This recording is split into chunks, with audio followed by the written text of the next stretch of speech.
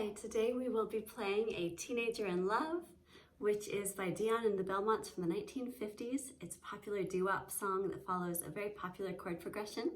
So you start with C, then you stretch over with your second finger to A minor, drop your index finger for the F, and then slide that one back, maybe rotate up a little bit and drop your ring finger there, and you got a G7.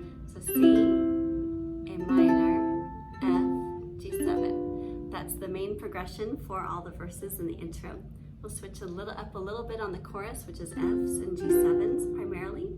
So give it a try, and I'll be doing, you can do simple down strums, but I'll be doing the island strum, which is instead of 1, 2, 3, 4, it's down, down, up, up, down, up, 1, 2, 3, and 4, and 1, 2, 3, and 4, and. So you can just do down strums if that works for you, and we'll get going.